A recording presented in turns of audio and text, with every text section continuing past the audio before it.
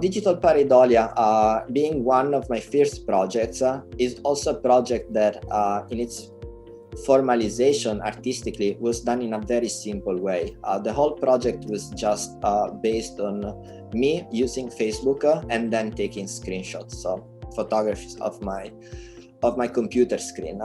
Now this was 2012.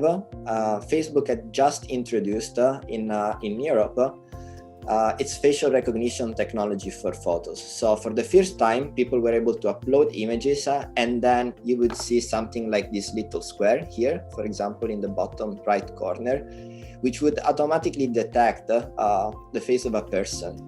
At the time, it was not able to pair that face with a name, something that today is possible, but it was already detecting human faces. And then it would ask you who is in this photo, and you could actually tag someone to that picture.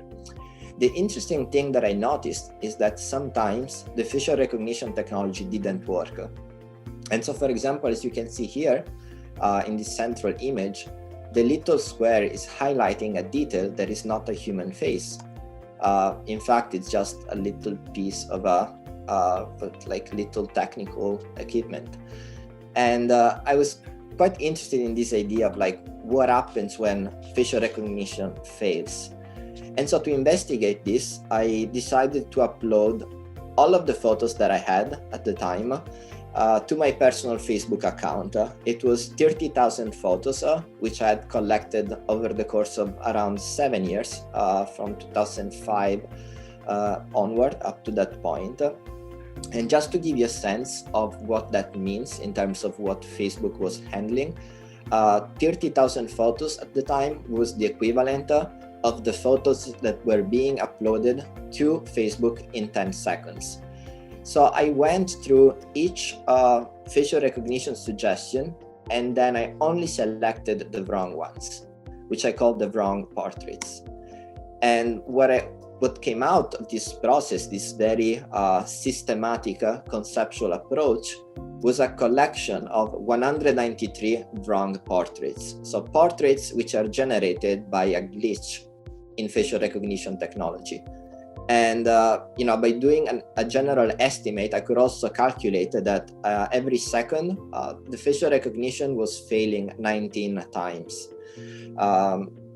So of course, it is kind of just funny, little experiment at this scale, but it becomes something way more important and troublesome when we understand that we are using this technology to detect shoplifters, to identify people, and that the technology that we use is always subjected to this sort of like technical glitches. This was a work that occupied a large part of a full year of virtually traveling in Google Street View. And Google Street View was also at the time quite new. It was just starting to offer the possibility of visiting all of these places around the world.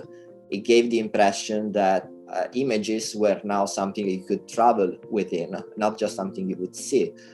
And also, it offered this idea of a seamless environment in which we could all move and transit from place to place. Everything was perfect within this space. You're never stuck in traffic in Google Street View. But the interesting thing was that the more I traveled, the more I discovered these very strange images you're seeing. These images are glitches where they are not caused by me. I did not alter or modify or change or produce any of these images. I simply took them. I photographed them using a screenshot, the same way that a photo reporter would travel the world and then take photos of something beautiful. And all of these images represent or show a technical error, an error in the technology of Google Street View, which reveals, in my opinion, a couple different things. It reveals both the fallibility of the technology, but it also reveals the beauty that sometimes can come out of these technical errors. This project starts as a commission. I was asked to produce a work on artificial intelligence, and I decided to start from what I know best, which is Amazon Alexa. I approached Alexa and I asked Alexa a question. I asked Alexa, can you suggest a product for a new art project? And of course, Alexa immediately suggested one product, just a random product, which I acquired. I was given a production budget by the person who had commissioned this work. And so I acquired this product with my budget, and immediately after, Alexa suggests another product, which I also buy, and so on and so on. I keep buying every product that is suggested by the artificial intelligence until I have what we can call a cabinet of curiosities. The result is this cabinet of curiosities. Cabinet of curiosities were very common, especially in the 16th and 17th century, where wealthy people in Europe would assemble these spaces by using materials, objects, artifacts imported in Europe, both through international trade, but also colonial expeditions.